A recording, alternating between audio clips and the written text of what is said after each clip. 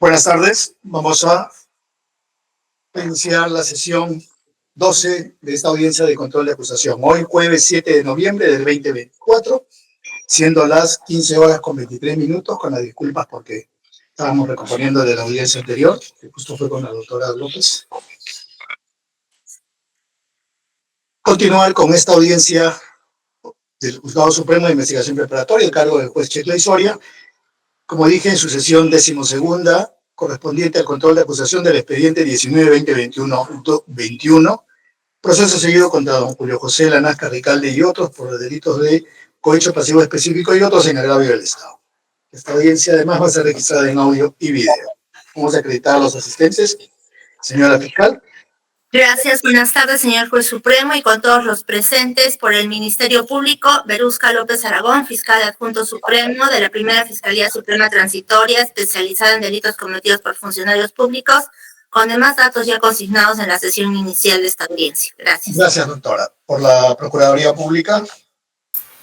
Buenas tardes, señor magistrado, y buenas tardes con todos los presentes por la Procuraduría Pública especializada en delitos de corrupción, Berta Bengoa Barrera, con los demás datos ya señalados en sesiones anteriores. Gracias, señor magistrado. Gracias, doctora. Por la defensa del señor Lanaschi, quien ejerce su autodefensa. Muy buenas tardes, señor juez supremo de investigación preparatoria, señorita fiscal, señorita representante de la Procuraduría, muy buenas tardes. Los saluda el abogado Julio José Lanasca Ricalde, quien asume su autodefensa con los datos ya registrados en audiencias anteriores. Muchas gracias. Muchas gracias. Por la defensa del señor Rodríguez Gómez. Muy buenas tardes, señor juez supremo. Muy buenas tardes a la representante del Ministerio Público y a todos los colegas presentes. Erwin Rommel Sicha Pérez, en defensa del señor Javier Ernesto Rodríguez Gómez, identificado con registro del Colegio de Abogados de la Libertad 9774. Los demás datos procesales han sido precisados con anterioridad. Muchas gracias. Por la defensa del señor Salaverry. Buenas tardes, señor magistrado, con todos los presentes. Le saluda el abogado José Enrique Valderrama Carpio, con el registro del Colegio de Abogados de Lima, 35597. Defensa del señor Domingo Salaverry. Ratifico los datos de las audiencias previas. Muchas gracias. Gracias. Defensa del señor Yavilla.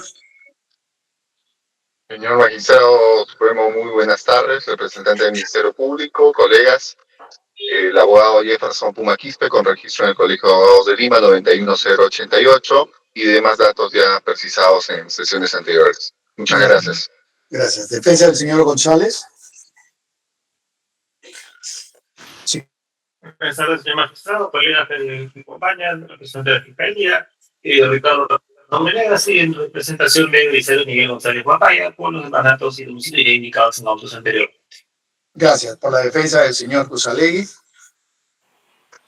Sí, muy buenas tardes, señor juez de investigación preparatoria. Buenas tardes con la señora fiscal, la señora procuradora y con todos los presentes en esta audiencia. En representación del ciudadano Jorge Paul Cusalegui Tello, yo soy el abogado Pablo Simón Alarcón Andía. Mis datos han sido consignados en las sesiones anteriores. Muchas gracias, señor juez supremo. Gracias. Por la defensa del señor Paredes. Señor magistrado, muy buenas tardes con los presentes por la defensa pública y en apoyo al doctor Ricardo Hernández, el abogado Alejandro Astacia Vicente, con registro del Colegio de Abogados de ICA 4618. Muchas gracias. Gracias. ¿Se encuentran algunos de sus patrocinados para que se acrediten? Bueno, vamos a avanzar. Para el día de hoy habíamos quedado en escuchar los argumentos del sobreseguimiento formulado por la defensa del señor Rodríguez Gómez. Doctor Sicha, tiene el uso de la palabra por 15 minutos. Si necesita más tiempo, me avisa. Gracias, señor magistrado.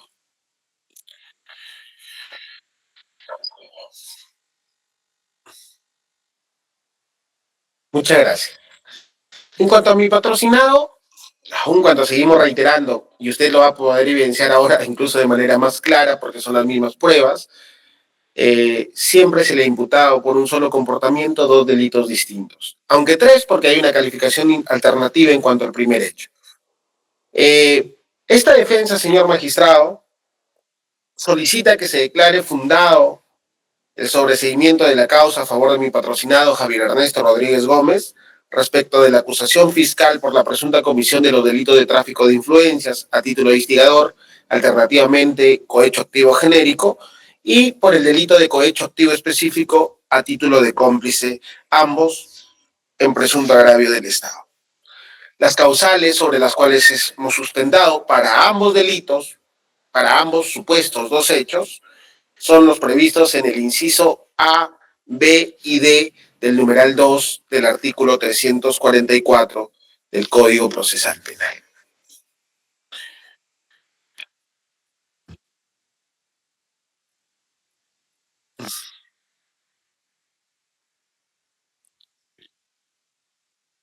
No sé qué pasó acá. La presentación parece que... Sí, un momentito, señor magistrado. Sí, compóngala ahí. Voy a retirarla mejor. Tener la presentación.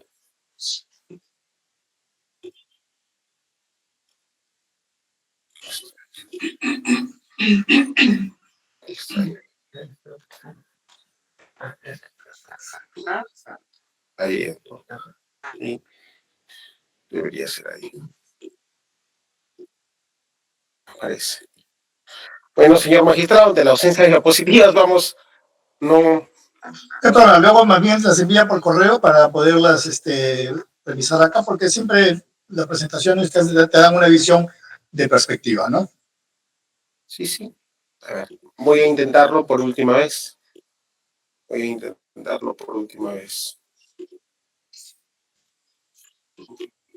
¿Puede compartir, por favor?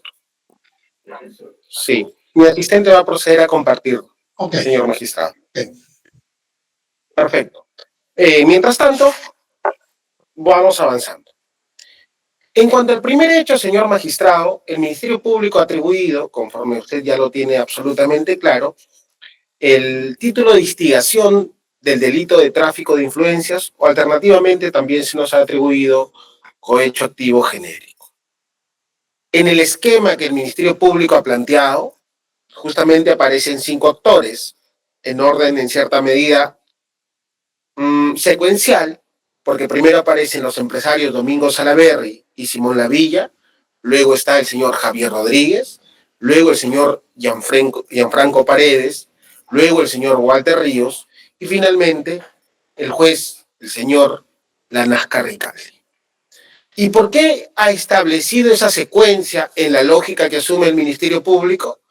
Porque según el Ministerio Público, justamente mi patrocinado, que ocupa el segundo lugar en este orden secuencial, habría representado los intereses de los empresarios Domingo Salaverry y Simón Lavilla ante Gianfranco Paredes para que Gianfranco Paredes se comunique o contacte a Walter Ríos y este último recién pueda contactar al señor Lanasca Ricaldi para, a cambio de un beneficio, emitir 2 resoluciones favorables, beneficiosas para ambos empresarios. Cada uno, claro está, en sus respectivos expedientes. Continúa, por favor. Perfecto. Ese es el cuadro, señor magistrado, justamente donde acabo de explicar absolutamente todo. Eso es lo que planteamos incluso en nuestra excepción de improcedencia de acción. Y eso, más allá de los cuestionamientos jurídicos que hicimos y que lo vamos a mantener incluso en todas las etapas, es lo que ha planteado como suceso fáctico el Ministerio Público. Al respecto, nosotros sustentamos como primera causal que este hecho imputado, tal cual sostiene el Ministerio Público, no ocurrió y no puede atribuirse a mi patrocinado. En principio, porque el Ministerio Público no ha justificado ni fáctica ni probatoriamente, porque ni siquiera lo ha señalado así en sus términos de la acusación fiscal, cuál habría sido el interés de mi patrocinado Javier Ernesto Rodríguez Gómez respecto a la emisión de resoluciones favorables en los expedientes 1591-2015 y 1307-2016 que correspondían a los empresarios Simón Lavilla y Domingo Salaverry, respectivamente. Es decir, señor magistrado, incluso en el relato fiscal no aparece cuál habría sido la presunta expectativa de obtención de un supuesto beneficio que habría tenido mi patrocinado para participar en esta trama supuesta delictiva. Y en ese sentido, cabe destacar que ha declarado tanto el señor Domingo Jesús Salaverry Martínez el 14 de marzo de 2022 que está a folios 2847 al 2859 de la carpeta fiscal, y expresamente, conforme usted lo ve resaltado incluso en su pantalla, indicó que no conoce a mi patrocinado y que no tiene ningún tipo de relación con el señor Javier Ernesto Rodríguez Gómez. Pero en su misma declaración, que está en la parte derecha de la pantalla, indicó que la persona que estuvo interesada en resolver su situación, sin hacer mención alguna a mi patrocinado, fue el señor Alberto Héctor Kemper Inostroza, que conforme se indicó en este proceso penal, no ha sido comprendido, curiosamente, por los representantes del Ministerio Público. Pero además, fue el abogado justamente Kemper Inostroza, y eso está totalmente acreditado, que ejercían su defensa legal en el expediente 1591-2015, según consta en el escrito del 1 de junio de 2015, obrante a fojas 371 del anexo número 10 de la carpeta fiscal, con quien justamente, y eso usted no lo va a poder encontrar en ninguno de los actuados, en ninguno de los documentos ni elementos de convicción en los que sustenta su requerimiento acusatorio el Ministerio Público, con quien no existe ninguna comunicación de mi patrocinado con esta persona, con este abogado que ejercía los intereses del señor Salaverry. Pero también tenemos la declaración testimonial de Simón Lavilla Quispe, del 4 de abril de 2019, obrante a folios 154 a 156 de la carpeta fiscal. ¿Cuál era el expediente en la que se iba a emitir supuestamente una resolución a su beneficio? El expediente 1307-2016. ¿Pero qué se indica acá, señor magistrado, de manera clara, contundente? Esta persona, que es el empresario, indicó lo siguiente. Ante la pregunta, ¿quién realizó el trámite de solicitud de levantamiento de medida cautelar respecto del material aurífero que se le había incautado? Respondió, mi abogado que me representaba en ese entonces se encargó de ello, cuyo nombre no recuerdo. Luego, le preguntaron, precise si el abogado que tramitó dicha solicitud le hizo conocer que algún funcionario judicial o tercero le había solicitado algún beneficio o ventaja económica para resultar favorecido en dicho trámite. Nunca me refería a ello, respondió. Finalmente, en la pregunta 14 también le indicaron, si usted se ha personado al juzgado a realizar seguimiento de su caso o petición de levantamiento de incautación, de ser así, precise si llegó a entrevistarse con algún funcionario judicial.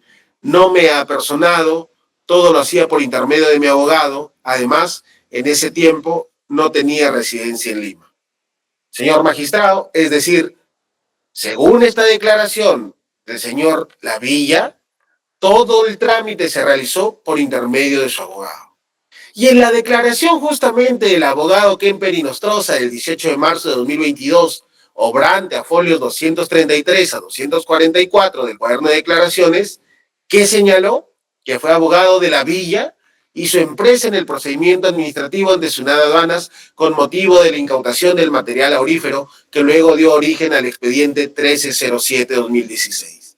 Así, en la pregunta 3, el abogado Alberto Kemper reafirmó que conocía a Simón Lavilla y Domingo Salaverry, justamente porque fue su abogado, señor magistrado, y además indicó expresamente que no tenía vínculo alguno con Javier Ernesto Rodríguez Gómez. Es decir, de toda esta trama presuntamente delictiva que sostiene el representante del Ministerio Público, tanto los empresarios como el abogado que patrocinaba los intereses judiciales de estos empresarios han negado conocer a mi patrocinado Javier Ernesto Rodríguez Gómez. Pero además, esto no solo se sostiene en las declaraciones de estos testigos, algunos coimputados, sino que tenemos un informe de muchísima relevancia emitido por DIVIAC, el informe número 005-2020-DIRNIC-PNP del 15 de enero de 2020, en la que justamente, señor magistrado, no da evidencia alguna, ni ha identificado comunicación alguna entre Simón Lavilla, Domingo Salaverry y Kemper Inostroza con Javier Rodríguez Gómez. Y a ello se añade también el informe 156 del 2022, del 6 de diciembre de 2022, donde se formula la misma conclusión, la ausencia de comunicación que demuestren el contacto con los supuestos beneficiados. Es decir, a partir de esta prueba documental, realizada por las propias agencias de seguridad pública de nuestro país, específicamente un órgano de inteligencia como lo es DIVIAC, y con las declaraciones de los propios empresarios, mi patrocinado no tiene ninguna intervención en ese esquema de 5 intervenciones secuenciales, ordenadas, a las que hicimos referencia al iniciar este alegato. Pero no solo ello, siguiente. Tampoco, o lo único que tiene el Ministerio Público, es un registro de comunicaciones entre mi patrocinado y el señor Gianfranco Paredes. Eso, señor magistrado, desde una óptica de sinceridad, además de ser un dato objetivo, ha existido, existieron, pero por una razón que la indicó mi patrocinado en su declaración del 19 de marzo de 2019, que conocía a Gianfranco Paredes desde fines del 2016 por intermedio de un amigo suyo, desde cuyo momento mantuvo una relación de amistad hacia adelante. Y en ese sentido, señor magistrado, si bien los informes 005 y 062 del 2019 acreditan la existencia de comunicaciones entre mi patrocinado y Gianfranco Paredes, ello solo acredita justamente las comunicaciones que existieron entre ambas personas que hasta ese entonces eran amigos. Por lo tanto, ello no puede dar evidencia de una participación delictiva, máxime si, como ya se señaló previamente, mi patrocinado no conocía ni tuvo contacto alguno, no solo es que no conocía, ni tuvo contacto alguno con el señor Domingo Salaverry, Simón Lavilla y el señor Alberto Kemper, abogado de los dos primeros. Pero otro aspecto muy importante, señor magistrado, es la declaración del colaborador eficaz 060F-2018. No quiero incidir más en la identificación de este colaborador eficaz, pero lo que sí es cierto, señor magistrado, que también lo ha acompañado el representante del Ministerio Público en su requerimiento, que sobre este colaborador eficaz ha salido información en el portal Sudaca. Más allá de las apreciaciones o de las críticas que uno haya podido tener a la aprobación de este acuerdo de colaboración eficaz, ¿no?, y a la identificación de esta persona, lo cierto es que este colaborador, que lo cita el requerimiento acusatorio, indica lo siguiente: Gianfranco Paredes, en los meses de febrero o marzo del 2017, ubiquémonos en ese contexto, fue al despacho de Walter Ríos Montalvo a decirle que había ido el hijo del doctor Duvernier Rodríguez, de nombre Javier Ernesto Rodríguez Gómez, a decir que tenía un par de casos con el juez Julio Lanasca Ricaldi sobre devolución de oro incautado, y que para él y Ríos Montalvo había una bolsa de $7,000 para los dos, y que lo único que se tiene que hacer es hablar con el juez Lanasca Ricaldi, y en tal sentido darle celeridad a los casos, porque es legal. Ante ello, Walter Ríos Montalvo aceptó la propuesta recibiendo $4,000 y entregando $3,000 a Gianfranco Paredes. Asimismo, a José Lanasca Ricaldi se le habría entregado $10,000. ¿Qué podemos destacar, señor magistrado, de esta declaración del colaborador eficaz 060F-2018 citado por el requerimiento acusatorio? Que justamente es la perspectiva de una persona que se reconoce como delincuente y que además señala que Gianfranco Paredes le dijo que había ido mi patrocinado a visitarlo. Este colaborador eficaz, en consecuencia, señor magistrado, es un testigo de referencia. Y si ya por su propia condición de delincuente, confeso, su testimonio es escasamente fiable, tiene un escaso valor probatorio, el valor probatorio ya escaso se disminuye aún más frente a su naturaleza de ser un testigo de referencia. No solo estamos ya frente a la declaración de un colaborador eficaz que pretende obtener beneficios a cambio de presuntas delaciones, sino que además esa delación se sustenta en una información de oídas, en una información de referencia, lo que disminuye evidentemente su valor probatorio. Pero, al margen de esta situación, señor magistrado, ¿qué es lo que debemos tener en cuenta? Que también está publicado, es información pública, está en el portal Sudaca, que sobre la sentencia de colaboración eficaz se indicó exactamente que ya tiene la calidad de cosa juzgada para dicho colaborador eficaz sobre quien se aprobó su acuerdo de colaboración, que fue el señor Walter Ríos Montalvo, quien ejerció sus influencias reales ante el abogado Javier Ernesto Rodríguez Gómez. Es decir, según esta sentencia de colaboración eficaz publicada en el portal Sudaca, señor magistrado, no es cierto la imputación que ahora sostiene la representante del Ministerio Público. ¿Y por qué no es cierto? Justamente porque ya no habla de una presunta instigación de mi patrocinado frente al señor Gianfranco Paredes para que éste interceda ante el señor Walter Ríos Montalvo y el señor Walter Ríos Montalvo finalmente interceda ante el señor Lanasca Ricaldi, sino que en esta sentencia aprobatoria del acuerdo de colaboración eficaz se indica que fue el señor Walter Ríos Montalvo quien presuntamente habría invocado sus influencias reales frente a mi patrocinado. Es decir, dos hechos totalmente contradictorios a partir de la misma persona que fue el presunto colaborador eficaz. Y en esa misma línea, señor magistrado, han intentado supuestamente vincular a mi patrocinado con el señor Julio José Lanasca Ricaldi con el informe 156-2022 y que incluso está citado ese cuadrito expresamente por el Ministerio Público. Este informe se emitió el 6 de diciembre de 2022 y ¿qué concluyó? Que Julio José Lanasca Ricaldi conocía y tenía comunicaciones con Javier Ernesto Rodríguez Gómez, por lo que una llamada en la madrugada, supuestamente a las 3:08, acreditaría un grado de confianza entre ambos. Pero si usted puede verificar, señor magistrado, en la parte derecha, esas presuntas 3 llamadas que no existieron, tienen una duración de 0,00000 segundos. Las 3 llamadas en las que supuestamente sostiene el Ministerio Público una presunta premisa de conocimiento entre ambas personas son de 0 segundos. Y usted lo está viendo justamente en el cuadro que aparece en pantalla.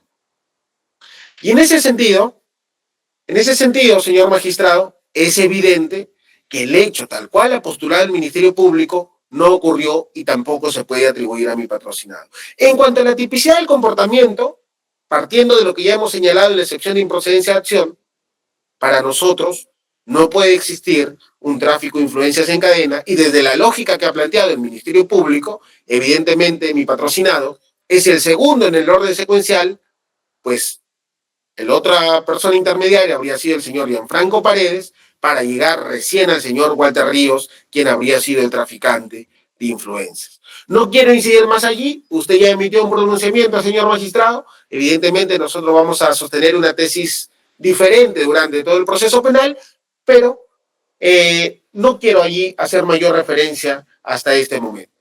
Y finalmente, no existen tampoco suficientes elementos de convicción para sustentar el enjuiciamiento. Por ejemplo, en este caso, señor magistrado, el Ministerio Público ha intentado acreditar la responsabilidad de mi patrocinado con la disposición número 40 emitida en la carpeta fiscal número 06-2019, que acreditaría que mi patrocinado pertenece a la organización criminal Los Cuellos Blancos del Puerto. Ya la jurisprudencia ha señalado que una disposición fiscal no es un elemento de convicción, pero más allá de ello, utilizar este documento en este proceso para sustentar una presunta vinculación con una organización criminal no solo resulta arbitrario, sino que además, señor magistrado, vulnera el principio de presunción de inocencia que exige que los organismos estatales den un tratamiento de inocente mientras justamente la presunción de inocencia no sea desvirtuada mediante una sentencia judicial firme. También nos ha acompañado el informe 005 del 2020, pero esta no acredita las llamadas de Javier Ernesto con Walter Ríos Montalvo, con Julio Lanasca, con Domingos Salaverry, ni con Simón Lavilla, solo y únicamente con Gianfranco Paredes, pero evidentemente estas llamadas están plenamente justificadas por la relación de amistad que tenían previamente. El acta de transcripción del colaborador eficaz de clave 060F-2018, en primer lugar, es un testimonio de referencia. En segundo lugar, es un delincuente confeso. En tercer lugar, se contradice con su propia sentencia de colaboración eficaz. Continuamos. También nos ha ofrecido el Ministerio Público el registro de comunicaciones del 8 de marzo de 2018, el audio 23095 del 8 de marzo de 2018, el registro de comunicación número 5 del 8 de marzo de 2018, el audio 23095 del 8 de marzo de 2018, entre Gianfranco y Pedro González, el registro de comunicación número 6 entre Pedro González y Gianfranco, también del 8 de marzo de 2018, y en consecuencia, señor magistrado, todas esas documentales que usted ve allí y los audios que usted está evidenciando son de un año después de la presunta comisión del delito. Son de marzo del año 2018, sin embargo, los hechos que imputa el Ministerio Público datarían de febrero y marzo de 2017. Y por lo tanto, no acreditan en lo absoluto la hipótesis fiscal. En consecuencia, señor magistrado, ninguno de estos elementos de convicción acreditan una presunta participación de mi patrocinado, máxime si uno de los interlocutores, el señor Pedro González, porque se hace referencia a una persona de apellido Rodríguez, que según el Ministerio Público sería mi patrocinado, ha señalado que no conoce al señor Javier Ernesto Rodríguez Gómez. Finalmente, también han presentado un informe pericial fonético acústico forense número 465-2022 y otro de número 466-2022 que no tienen ninguna vinculación con Javier Ernesto Rodríguez Gómez y tampoco tienen relación alguna con los hechos imputados en el marco del delito de tráfico de influencias ni de cohecho activo genérico, por lo que tampoco acredita su responsabilidad penal. En consecuencia, señor magistrado, tampoco existen elementos de convicción que puedan sustentar un enjuiciamiento. Esos, por si acaso, son todos los elementos de convicción relacionados a mi patrocinado. No hay ningún otro. En cuanto al delito de cohecho activo específico, que es el segundo hecho, el hecho sigue siendo el mismo. Que justamente Javier Rodríguez, ¿no?, intercediendo por Domingo Salaverry y Simón Lavilla, habría contactado al señor Gianfranco Paredes para luego entregar un presunto soborno, él directamente, eso sostiene el Ministerio Público, al señor Lanasca Recalde. Al respecto, en principio, el Ministerio Público no ha ofrecido ningún elemento de convicción que corrobore la participación necesaria de mi patrocinado en la comisión del hecho delictivo. Es más, según el requerimiento acusatorio, únicamente se basó en lo siguiente: en la declaración del colaborador eficaz 060F. La misma que es contradictoria a su propia sentencia de aprobación del acuerdo de colaboración eficaz. Pero además, cabe recordar que el señor Domingo Salaverry Villa y el señor Simón Lavilla han declarado no conocer a mi patrocinado. De igual modo, el señor Kemper Inostroza, abogado de ambos empresarios, tampoco lo conoce, conforme así también lo ha declarado. Pero en cuanto a la tipicidad del comportamiento, cabe añadir un aspecto fundamental, señor magistrado. El aporte de mi patrocinado, al margen de no haber ocurrido, tampoco sería trascendente ni determinante. Y si atribuyen una complicidad, se entiende que primaria. Esta complicidad, el aporte tiene que haber sido necesario, trascendente para la comisión del hecho delictivo. Sin embargo, cuando uno evidencia lo que postula el representante del Ministerio Público,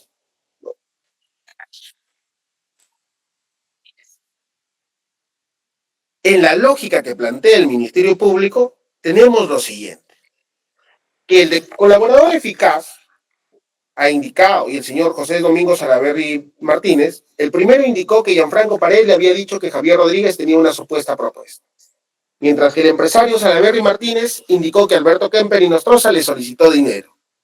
Sin embargo, la indicación nunca fue confirmada ni corroborada porque fue dicha por otra persona, y además porque en ningún momento el señor Kemper Inostroza ni los empresarios han mencionado la participación de mi patrocinado Javier Ernesto Rodríguez Gómez.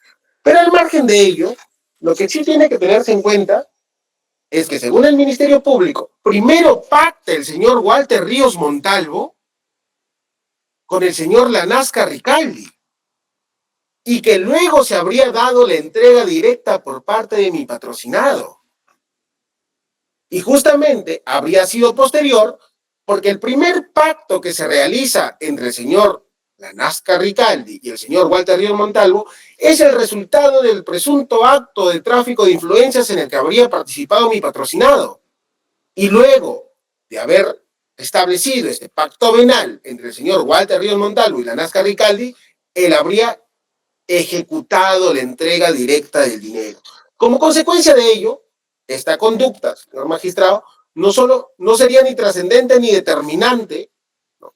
Porque es una conducta posterior.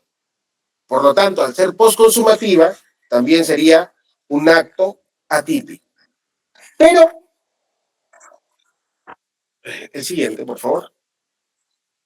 También es cierto, desde una cuestión del riesgo permitido y desde la teoría de la imputación objetiva, que cuando se realiza la presunta entrega del dinero, y está aprobado, el señor Lanasca Ricaldi ni siquiera se había convocado al conocimiento de la causa. Y es más, la resolución que se emitió, señor magistrado, aproximadamente se dictó 9 meses desde el último movimiento procesal al momento que asumió el señor Lanasca Ricaldi. Por lo tanto, ¿era un acto incorrecto que se haya emitido esas resoluciones? No. ¿Había generado un riesgo penalmente relevante? Tampoco. ¿Fue trascendente la participación de mi patrocinado para el pacto corruptor establecido entre el señor Lanasca Ricaldi y el señor Walter Ríos Montalvo? Tampoco, porque su supuesto acto habría sido parte del supuesto tráfico de influencias. Y la entrega directa era postconsumativa y por lo tanto también atípico en cuanto a este hecho número 2.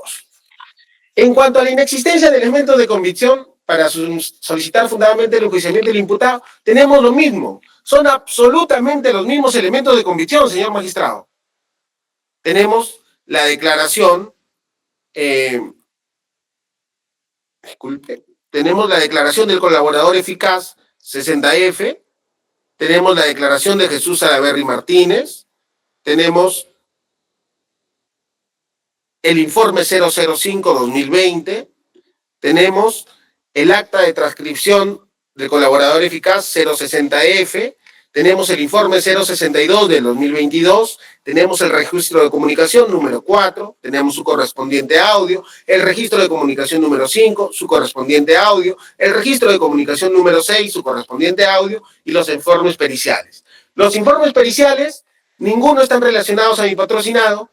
Todos los audios son del año 2018, posterior, un año después, a la presunta comisión del evento delictivo, y los informes no dan cuenta ni de vinculación con el señor Lanasca Ricaldi, ni tampoco con el señor Walter Ríos Montalvo, ni con los empresarios Domingo Salaverry y la Villa Quispe.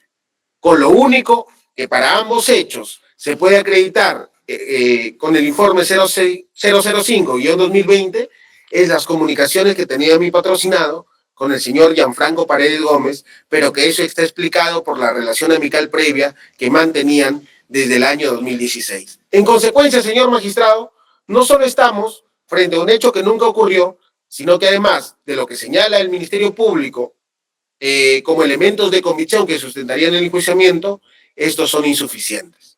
Por dichas razones, solicitamos que se declare el sobreseimiento de la causa por ambos hechos a favor de mi patrocinado. Muchas gracias. Gracias, doctor. Doctora López.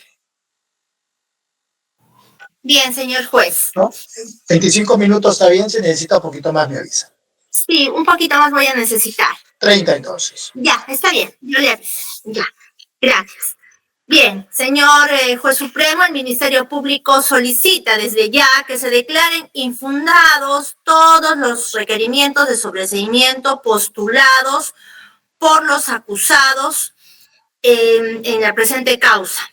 Señor magistrado, hemos escuchado, más que sustentar las causales de sobreseimiento estipuladas en el Código Procesal Penal, más que eso, hemos escuchado argumentos de defensa, hemos escuchado argumentación referida al análisis probatorio a nivel juicio oral, lo que desnaturaliza esta audiencia de sobreseimiento.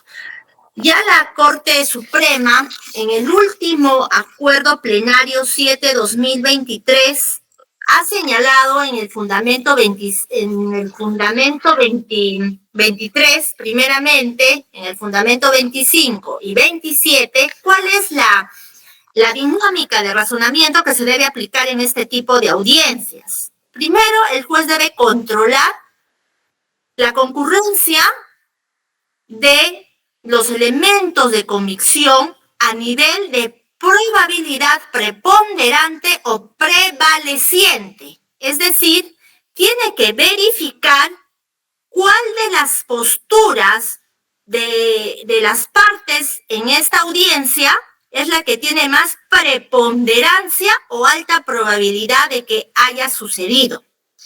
Es decir, la postura del Ministerio Público, que se encuentra corroborada en un alto grado de probabilidad preponderante, o la postura de la defensa técnica, que lo que más hace que presentar contraindicios consistentes es argumentar y darle una interpretación muy subjetiva de acuerdo a su postura, a los elementos de prueba ofrecidos por el Ministerio Público. En este acuerdo plenario, de manera clara, en el fundamento 27, señala la Corte Suprema que cuando el sobreseimiento es postulado por la defensa técnica o por las partes, por la defensa, para poder estimar, para poder recoger de manera positiva o válidamente la postura de sobreseimiento a iniciativa de la defensa técnica, ¿qué tiene que controlar el juez? Que la causal de insuficiencia de elementos de convicción sea evidente. Es decir, que no exista la suficiente evidencia de elementos de convicción o no existe la posibilidad de incorporar nuevos datos a la investigación. ¿Qué quiere decir evidente? Evidente significa que sea patente, que sea manifiesto.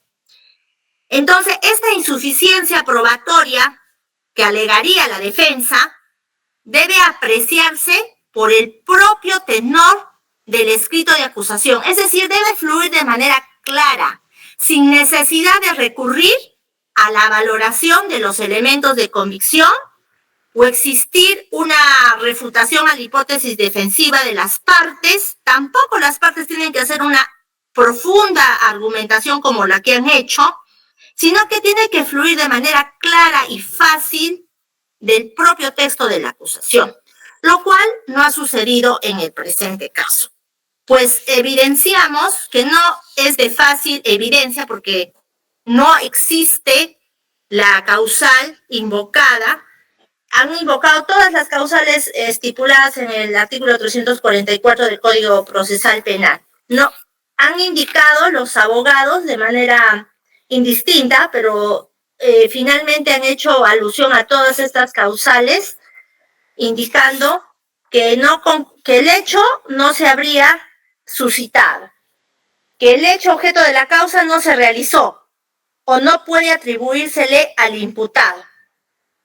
El primer interviniente en esta audiencia ha sido el acusado Lanasca Ricaldi. Él ha esbozado dos causales de sobreseimiento. La primera, que el hecho de la causa no puede atribuirse al imputado, y la segunda, que el hecho imputado es atípico o concurre una causa de justificación. Respecto a Lanasca Ricaldi, no me voy a referir uno por uno a los elementos, voy a hacer un recuento general de todos los elementos de manera sistemática al tratarse de delitos de encuentro, pero voy a referirme a la causal invocada. En el caso del señor Lanasca Ricaldi, evidentemente los hechos que se le imputan es falso, como él lo sostiene, de que estos hechos no sean posibles atribuírselos o no se hayan suscitado. Evidentemente, señor magistrado, conforme al tenor mismo de la acusación, los hechos sí se han realizado y son de perfecta atribución al imputado, en tanto él fue el juez que se abocó al conocimiento y resolución de las 2 resoluciones judiciales de los 2 hechos materia de acusación, en los cuales favoreció a los empresarios Salaverry Martínez y al empresario Yavilla Quispe, por un lado, y en el segundo hecho, el favorecimiento al funcionario Cruzallegui Tello.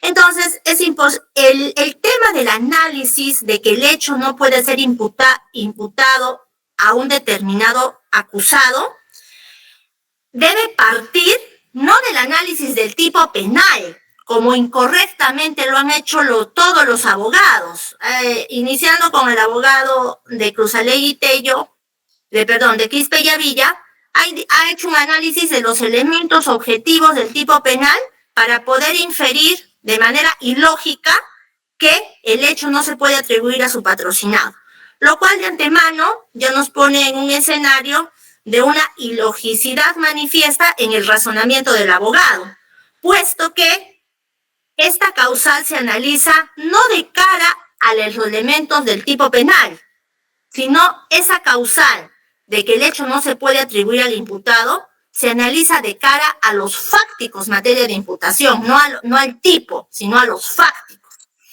Entonces, para que un juez determine que el hecho no se puede atribuir a un investigado, a un acusado, a un imputado, tiene que hacerlo de cara a sustrato fáctico que sostiene dicha imputación. Y para que esa causal tenga asidero, tiene que acreditarse suficientemente de manera evidente, que el hecho, pues, no se le puede atribuir. Es, por ejemplo, ¿no? Como la literatura jurídica y la doctrina lo dice, si hablamos de un delito de secuestro, secuestraron a no estuvo secuestrada porque finalmente se acredita que estuvo en el extranjero, de viaje. Entonces, algo tan evidente para el juzgador, para el juez, que evidentemente esa causa va a prosperar. Pero si nosotros, para encuadrar la postura de un juez, de un abogado dentro de esa causa, tenemos que recurrir a la argumentación, a la elucubración, a las inferencias, al análisis, definitivamente esa causal no es de recibo, pues, ¿no? Entonces, dicho esto, señor magistrado, en el cuento de la Nazca, definitivamente, del acusado de la Nazca Ricaldi, y tampoco ha sustentado por qué el hecho no constituiría delito. Más se ha basado en hacer un largo y tedioso recuento de por qué considera el imputado que estaríamos frente a contraindicios que neutralizarían la eficacia de los indicios presentados por la Fiscalía.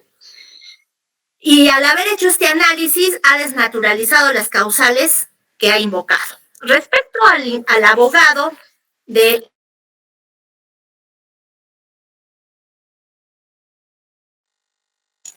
Su audio, doctora. Su audio, doctora. Disculpe. Igual se le volvió a pagar, doctora. Disculpe, señor juez, voy a tratar de ser más cuidadosa con esto. Bien, el abogado de Quispe Yavilla ha fundamentado su requerimiento en el numeral 2, literal A y B del artículo 344 del Código Procesal Penal. También que el hecho no puede atribuirse al imputado, y la D, de que no existe razonablemente la posibilidad de incorporar nuevos datos o no existen suficientes elementos de convicción. En la misma línea, señor magistrado, no ha podido fundamentar de manera adecuada y con arreglo a ley la causal de cara a lo que ha significado la imputación por parte del Ministerio Público. Lo que ha hecho el abogado ha querido cuestionar o sustentar, mejor dicho, estas causales, pero de manera incorrecta, al darles contenido, indicando que faltaría una suerte de imputación necesaria, que la imputación contra su patrocinado no sería la correcta, por cuanto ha indicado de que la Fiscalía no ha indicado dónde, cómo, cuándo se habría producido la entrega del dinero y que los elementos de convicción aportados por el Ministerio Público resultarían insuficientes, lo cual es totalmente falso. Conforme lo vamos a ver en unos minutos, me voy a referir al íntegro de los elementos de convicción. Asimismo, las demás defensas técnicas que han intervenido en esta audiencia, tenemos al señor al acusado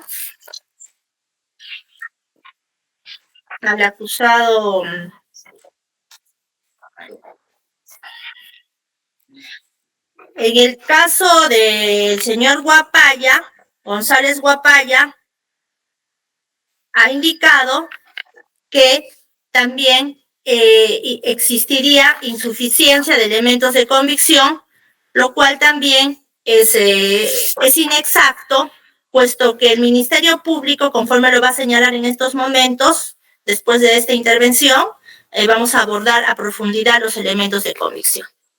Y por último, en el caso del abogado de Rodríguez Gómez, ha invocado 3 causales. La causal de que el hecho no se le puede atribuir al imputado, al acusado, de que existe insuficiencia de elementos y que el hecho no se habría realizado, lo cual es totalmente confuso, incorrecto y antitécnico invocar 3 causales que son implicantes, son contradictorias entre sí. Por un lado dice que el hecho no se ha realizado, por otro lado dice que si en caso se hubiera realizado, la intervención no sería determinante, y por otro lado señala que habría insuficiencia de elementos de convicción. Entonces finalmente no sabemos a qué apunta el abogado, si lo que quiere decir es que su patrocinado no participó, en un segundo momento dice sí participó, pero no fue determinante, y en un tercer momento habla de insuficiencia. Entonces, si no se realizó el hecho, ¿cómo puede decir que es insuficiente el material probatorio que se está aportando por parte del Ministerio Público? Entonces, es incoherente, manifiestamente incoherente. Todas las actuaciones de los acusados en esta audiencia han mostrado una incoherencia técnica absoluta al postular 2 o 3 causales al mismo tiempo, lo cual ya denota que ellos mismos no están seguros de cómo asumen la defensa, porque están postulando causales que no tienen coherencia entre sí, son implicantes y son contradictorias. Dicho esto, señor magistrado, voy a pasar al señor Cruzalegui. Voy a pasar a abordar el tema referido... Doctora, lo del señor Cruzalegui, creo que... Perdón, Cruzalegui Tello. En el caso de Cruzalegui Tello, de igual manera, ha invocado como causal Cruzalegui Tello. Deme un instante acá.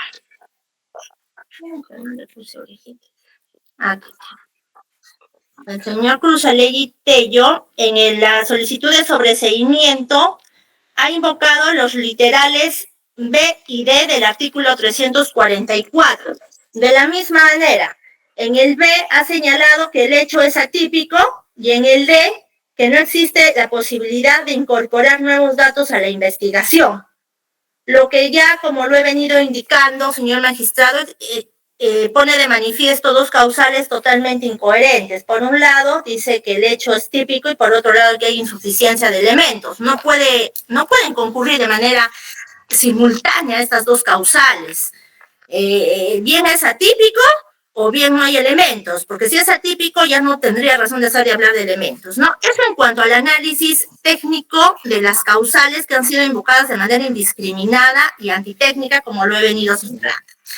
En ese sentido, como ha sido unánime la invocación de que estaríamos frente a una supuesta ausencia de elementos de convicción por parte en cuanto a la imputación de los acusados, a continuación voy a enervar y desacreditar lo dicho por los abogados de manera categórica, puesto que, señor magistrado, en este juicio oral, en esta audiencia de control de acusación se va a ver con total claridad que a la etapa de juzgamiento de juicio oral se va a pasar con una base probatoria sólida, que no solamente es necesario remarcar se basa en prueba directa, sino que se basa en prueba indiciaria.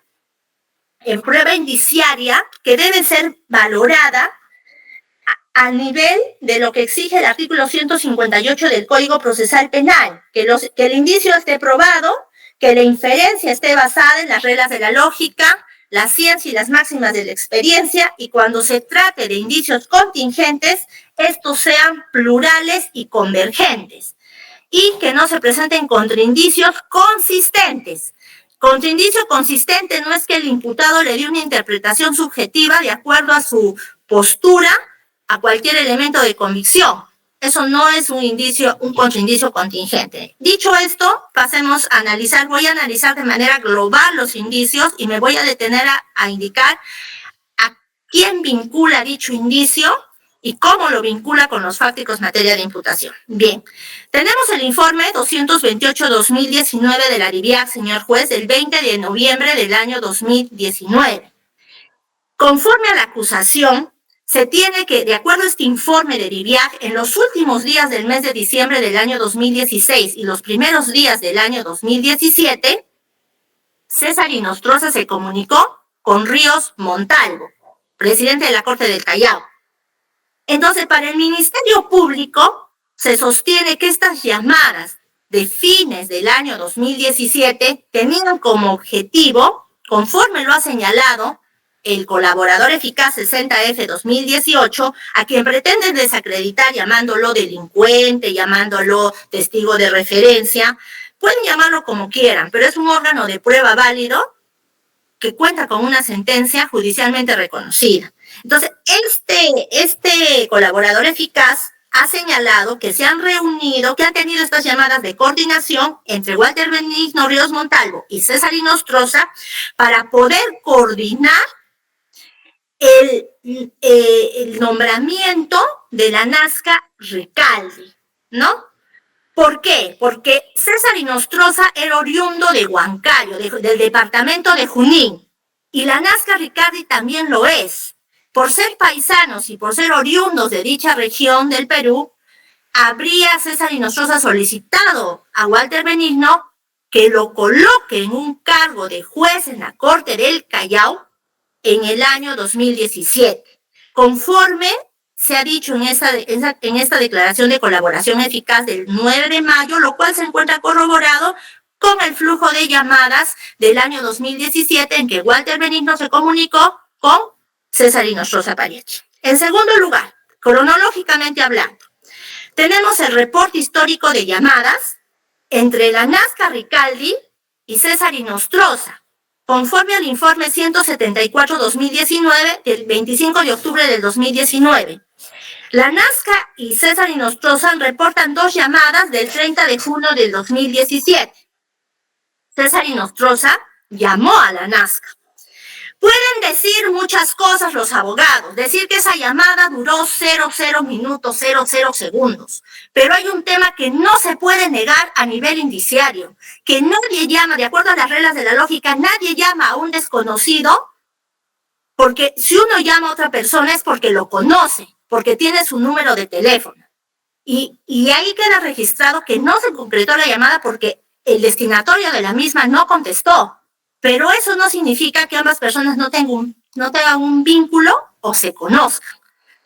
El registro de que se produjo el intento de llamada o la llamada obra en este informe, que también es elemento de convicción y por tanto de prueba. Tenemos la declaración también del colaborador eficaz, que la voy a citar varias veces porque tengo que hacer alusión a las partes resaltantes de esta declaración. La declaración del colaborador del acta de transcripción de declaración del 16 de enero del 2020, indica el colaborador que los primeros días de enero se produjo un almuerzo en el restaurante La Aldea de Gastón, que queda en el óvalo La Marina de la Perla Callao. En esta reunión se concretó, se materializó el acuerdo finalmente entre Inostroza, Ríos Montalvo y la Nazca Ricaldi. Los 3 concurrieron a este restaurante, donde Inostroza le reitera a Ríos Montalvo su pedido para que designe como juez suplente del Callao a la Nazca Ricaldi. En ese almuerzo, la Nazca Ricaldi hipoteca su voluntad ante ante Ríos y ante Inostroza, y les dice que estaba dispuesto a servir ante cualquier asunto, cualquier cosa que le pidieran, tanto al doctor Inostroza, en términos del acusado, no en términos de la suscrita, tanto al doctor Inostroza, pídame con absoluta confianza y yo lo hago. Y esto no es algo suelto, porque como vamos a ver más adelante, eso finalmente sí tiene asidero jurídico y probatorio. Veamos, este almuerzo, ¿con qué se ha corroborado? Con la ficha RU de este restaurante, porque sí, esto ha permitido corroborar que ese restaurante, la Aldea de Gastón, sí existe. También se ha podido corroborar el número telefónico del propietario de la Aldea de Gastón, que es Gastón Molina Guamán, que se comunicó con Walter Benigno Ríos Montalvo el 3 de enero y el 5 de enero del 2017 para coordinar este almuerzo. Luego se tiene el acta de extracción de información del levantamiento del secreto de las comunicaciones, con el cual se ha corroborado el flujo de llamadas que han habido entre Ríos Montalvo con el dueño de ese restaurante, que justamente coincide temporalmente con la fecha en que se realizó esta reunión. Luego, finalmente, luego de esta reunión, que se dio en el mes de enero del 2017, se cuenta con la resolución administrativa de presidencia 9-2017, a través de la cual se designó a Julio José Lanasca Ricaldi como juez suplente del tercer juzgado penal del Callao. Para ese momento, y también se tiene como medio de convicción y elemento de prueba, ante ese tercer juzgado penal se tramitaban los expedientes 1591 y 1307 de Salaverry Martínez por el delito de lavado de activos como representante de su empresa Jet Metales y la causa que se seguía contra Yavilla Quispe en representación de su empresa Aurífera Exportadora Adonai. Entonces, esos dos expedientes, como medio de prueba y convicción, estuvieron a cargo del juez Lanasca Ricaldi.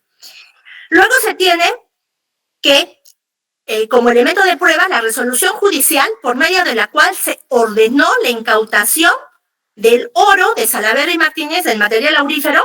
¿Cuándo se ordenó la incautación? El 2014. ¿Y cuándo se dispuso la confirmatoria de la incautación de Yavilla? El 2015.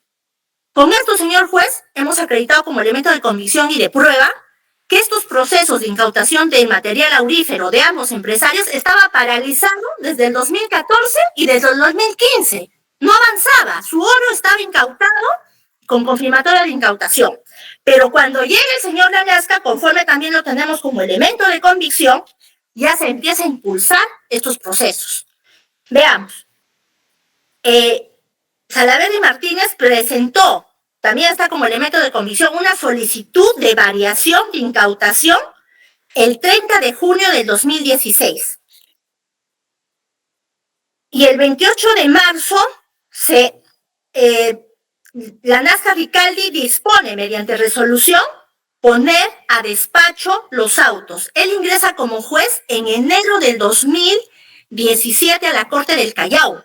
Enero, no hizo nada, febrero, y en marzo, cuando empiezan las negociaciones corruptas de acuerdo a la tesis de la Fiscalía, pone autos a despacho para resolver, coincidentemente en el tiempo en que se empezaron las tratativas. Tenemos la declaración del colaborador del 9 de mayo del 2019, en el acta de transcripción del 16 de enero del 2020, en la cual señala que Rodríguez Gómez buscó a Gianfranco Paredes, que era la mano derecha y asesor del presidente de la Corte del Callao, y Paredes Sánchez, Gianfranco Paredes Sánchez, le dice a Walter Benigno Ríos Montalvo que el abogado Rodríguez Gómez lo había venido a buscar con la finalidad de que lo ayude, porque tenía un par de casos con el juez Lanasca sobre devolución del oro. Eran los casos 1591 y 1307-2016, cuyo interés venía en representación de los intereses de Jesús Salaverry Martínez y de Quispe Yavilla. Entonces tenemos también esa parte de la declaración del colaborador eficaz en la cual también señaló que les iba a dar $7,000 tanto a Ríos como a Gianfranco, con la finalidad de que se puedan llegar al juez Lanasca Ricaldi y pueda resolver favorablemente. En esa línea de tiempo se cuenta como elemento de convicción también con el acta de extracción y procesamiento de información del levantamiento del secreto de comunicaciones del 2 de noviembre. En el informe 5-2020 tenemos las llamadas entre marzo y abril entre Rodríguez Gómez y Gianfranco. El abogado ha indicado que estas llamadas solo representan la amistad que existía entre estas personas. Nadie niega que fueron amigos, pero la amistad que los unía no hace más que refrendar la tesis del Ministerio Público, de que esa amistad se usó para fines abyectos, para fines corruptos, para coordinar favorecimientos en procesos judiciales de lavado de activos. Entonces, hubo un flujo de llamada justamente en los meses en que venía tramitándose estos procesos ya de manera fraudulenta a cargo del juez Lanasca Ricaldi. Tenemos, señor juez, y esta es una prueba muy importante que le da, que reviste de vitalidad y le da relevancia a todo lo que acabo de señalar. Tenemos la declaración de Julio Lanasca Ricaldi cuando fue juez suplente del tercer juzgado penal del Callao, que brindó ante la Oficina de Control de la Magistratura de la OJMA en el proceso disciplinario 1366-2018, que se instauró en su contra. ¿Qué dijo en ese momento? Y lo voy a leer literalmente porque es corto. Lo dice de esta manera Lanasca Ricaldi. Aproximadamente en el mes de febrero de 2017, el magistrado Ríos me llamó a su despacho de la presidencia en horas de la mañana. Me dijo: Lanasca, ¿qué hay de estos dos procesos? 1591-2015 y 1307-2016. Contestándole el declarante que los expedientes se encontraban en giro, por lo que el presidente de la Corte le manifestó que le dé celeridad a los trámites propios de los expedientes y disponiendo que en ambos se devuelve el material aurífero que se había incautado.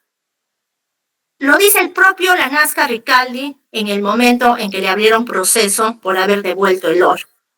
Entonces, señor magistrado, eso es una prueba preponderante que refrienda, que respalda las declaraciones de un colaborador eficaz que ha señalado cómo se tejió esta trama de corrupción. Entonces, el mismo Lanasca dice que lo llamó y le dijo que devuelva, lo cual finalmente obedeció. Tenemos el acta de extracción de procesamiento de información de levantamiento de Walter Ríos Montalvo del 4 de noviembre del 2022. Habría sostenido llamadas telefónicas desde su línea con el juez Lanasca. Es decir, en el tiempo en que se venía gestando toda esta trama, Walter Benito Ríos Montalvo llamó a Julio Lanasca Ricaldi el 16 de febrero del 2017. Tienen 3 llamadas, conforme a esta acta de extracción. Luego se cuenta con la declaración del colaborador eficaz 60F-2018 del 9 de mayo del 2019, contenida en el acta de transcripción de declaración del 16 de enero, en la cual señala a este colaborador que a Julio Lanasca Ricaldi se le habría entregado $10,000. Esta versión o esta delación del colaborador se encuentra corroborada con la camioneta que después compró Lanasca Ricaldi, ¿no? Un año después. Quedan 4 minutos, doctora, ¿ya?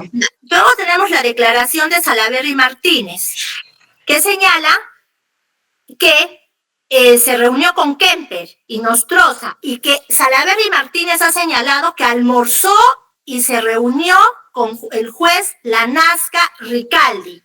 Almorzaron juntos días antes de la devolución del oro. Es decir, con la declaración del propio acusado Salaverry también se evidencia que él se reunió con el juez Lanasca Ricaldi. Luego tenemos las llamadas que existen respecto al donativo corruptor. El oficio Lanasca Ricaldi adquirió un vehículo de $17,900 el 16 de julio del año 2017.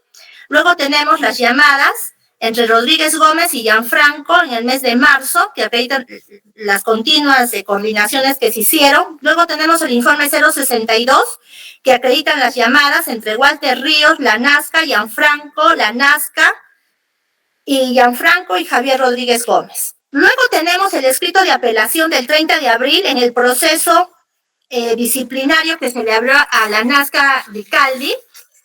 En este proceso disciplinario, la Nazca Ricaldi dijo de manera textual lo siguiente.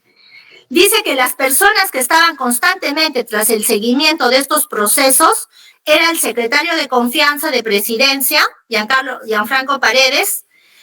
Luego estaba detrás de estos procesos el hijo de Duberlí Rodríguez, actual presidente de la Corte Suprema de la República, quien es abogado. Más o menos un hombre de 40 años con contextura regular, 2 personas más cuyos nombres no recuerdo, por lo que incluso en varias ocasiones el doctor Ríos Montalvo me citaba a su oficina a pedir información de cómo estaban dichos procesos, con lo cual se acredita la vinculación, señor juez, de Rodríguez Gómez dentro de estas tratativas corruptas, porque el mismo juez, el mismo ex juez, ahora acusado, la Nazca Ricaldi, los indica como la persona que estaba detrás de estos procesos. Luego tenemos, señor juez, yo le pediría, por favor, que me dé unos 5 minutos más y voy a concluir de manera adecuada. Ya, ahí tiene que concluir ya, doctora, porque me quedan solo hasta las 5 vamos a estar y tengo que darles tiempo a nosotros para terminar esto. Ya, pero por favor, 5 o 4, voy a hacerlo más rápido. Bien, 4 minutos. Ya está. Sí, porque ya los elementos de convicción también los tenemos acá, ¿no? No, pero quiero contrarrestar lo que ellos dicen, ¿no? Está bien, pero tiene que decirme sobre el elemento y no redundar tanto sobre lo mismo, ¿no? Ya. No estoy redundando, todos son distintos, no he repetido ninguno. Okay, Luego, sí. la resolución del 28 de marzo, a través de la cual se resolvió dejar, aquí tenemos la resolución de fecha 25 con la que la Nazca Ricaldi devolvió el oro a Salaverry Martínez, la otra resolución que devolvió el oro a Yavilla Quispe, y uno de los elementos más importantes que tenemos aquí hay una llamada telefónica entre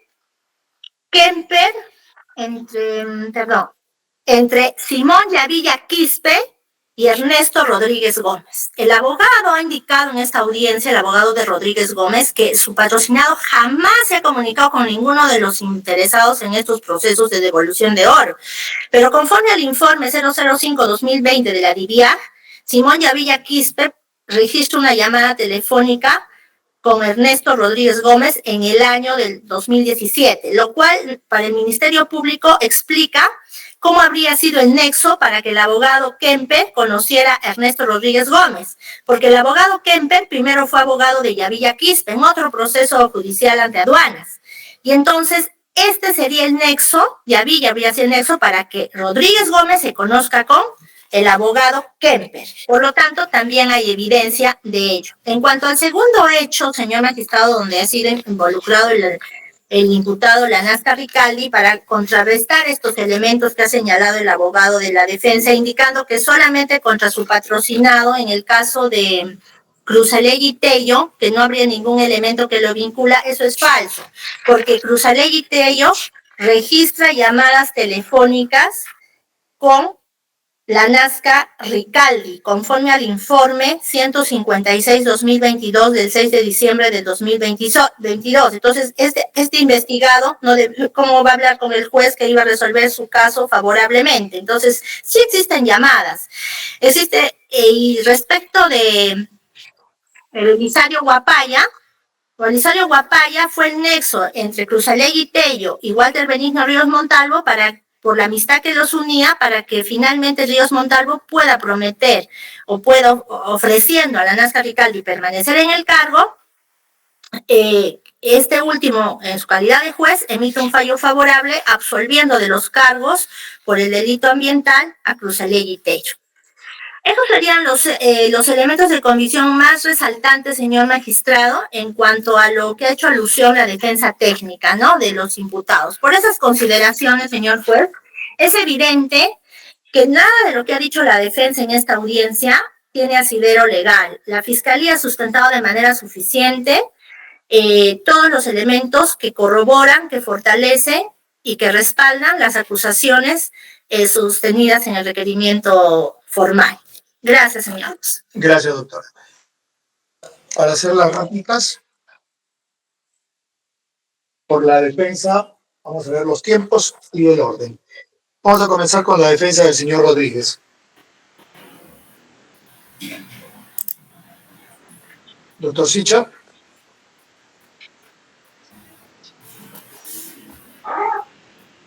Sí, señor magistrado. Ya, te voy a dar 7 minutos. No repitan lo que ya dijeron antes. Sí, sí. Vamos a poner iguales para... De manera muy concreta, señor magistrado, creo que no me voy a demorar más de un minuto, porque me parece que la representante del Ministerio Público también ha tratado de realizar un análisis en bloque. Y justamente la responsabilidad penal de las personas siempre debe determinarse a nivel individual. Y lo que yo he señalado, a partir del acuerdo plenario citado por la propia representante del Ministerio Público, justamente es que 3 causales que no son contradictorias, en principio, porque si el hecho no ocurrió, a su vez, evidentemente no existen suficientes elementos de convicción para sustentar un enjuiciamiento. No son contradictorios entre sí, y además, en el juicio de tipicidad, que es la otra causal, ¿no?, por atipicidad de la conducta, a diferencia de la excepción de improcedencia de acción, en el sobreseimiento, al realizar un cuestionamiento sobre la tipicidad, sí se permite realizar ponderaciones sobre los elementos de convicción que sustentan el requerimiento, cosa que no se puede hacer en el medio técnico de defensa de excepción de improcedencia de acción. Y esa es la razón, justamente, señor magistrado, de que nosotros hemos solicitado las 3 causales, ponderando los elementos de convicción que nos ha planteado el Ministerio Público. Y el Ministerio Público, en cuanto a mi patrocinado, tal como he reiterado, solo nos ha citado la declaración del colaborador eficaz 060F, cuya versión incluso es contradictoria con su propia sentencia aprobatoria del acuerdo.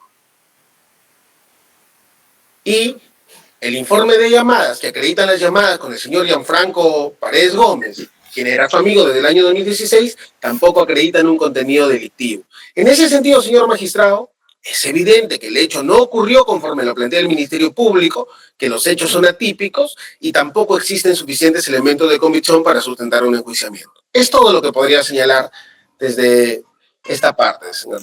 Muchas gracias, doctor. La defensa del señor Danasca.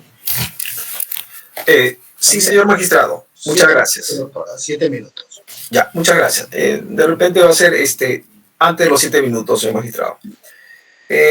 El Ministerio Público en esta audiencia refiere que el suscrito habría basado su pedido de sobreseimiento en el artículo 344, numeral 2, literal A, que es cuando el hecho objeto de la causa no se realizó o no puede atribuírsele al imputado.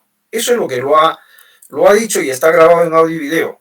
Sin embargo, señor magistrado, si usted repasa mi escrito como la oralización que hemos hecho respecto al pedido de sobreseimiento, el pedido del suscrito está en el mismo artículo, en el mismo literal, en el mismo numeral, pero en el literal B, que está relacionado cuando el hecho imputado no es típico, y el literal D, cuando no existen elementos de convicción que puedan llevar, digamos, al procesado a una acusación.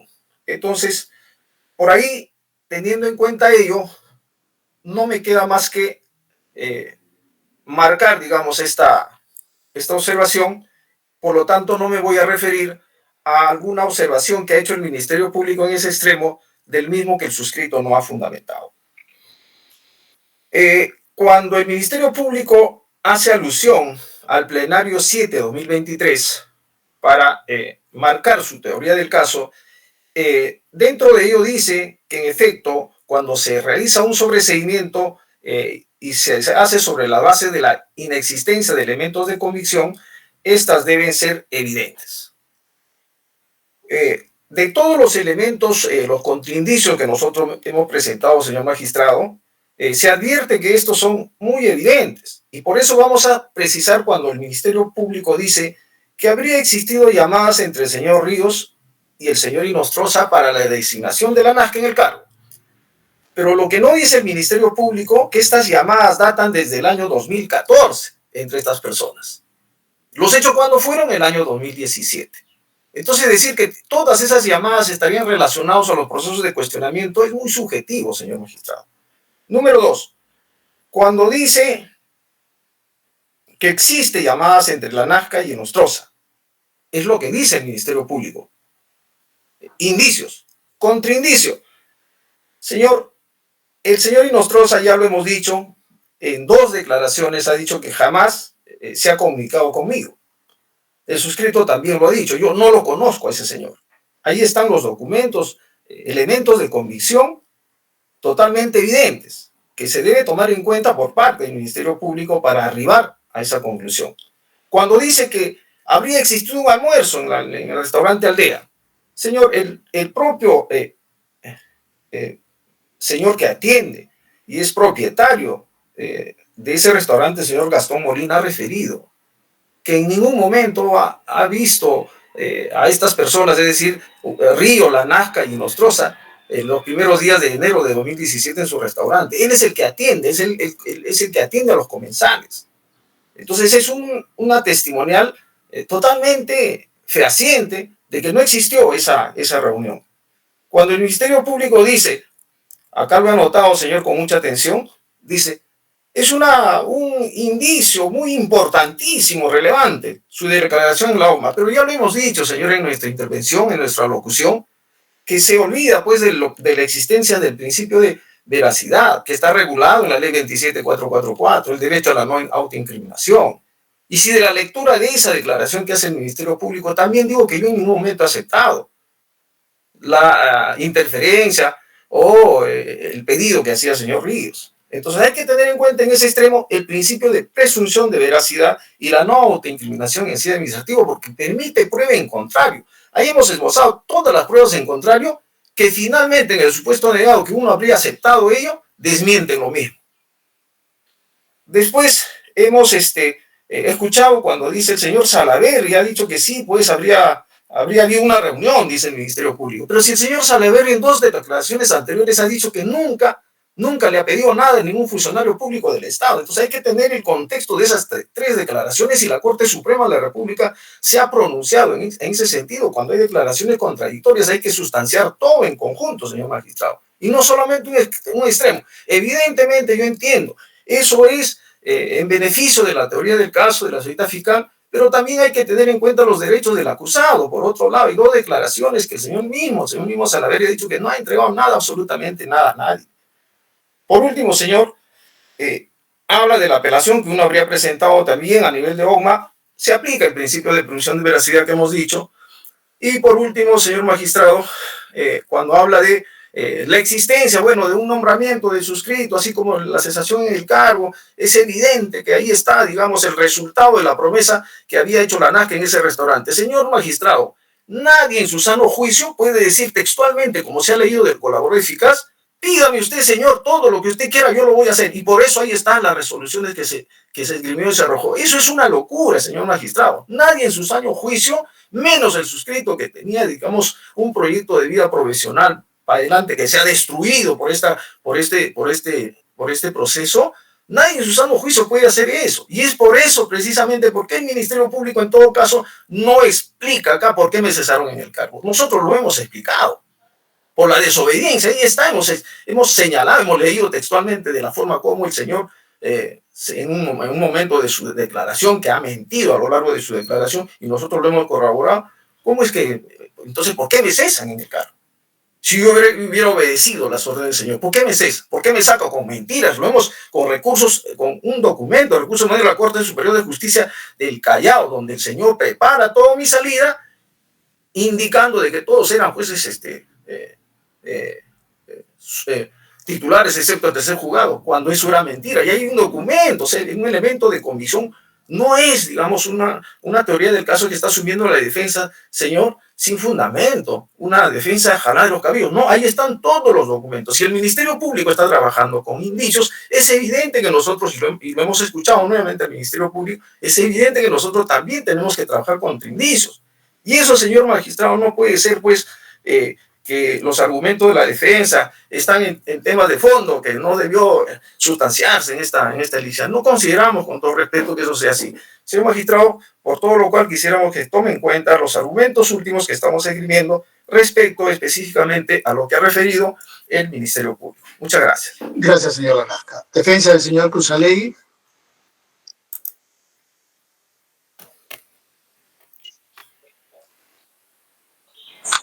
Sí, señor juez, básicamente es para ratificarnos en los argumentos expuestos en nuestra intervención inicial. Consideramos que la Fiscalía no ha levantado las observaciones que nosotros hemos planteado en nuestra intervención.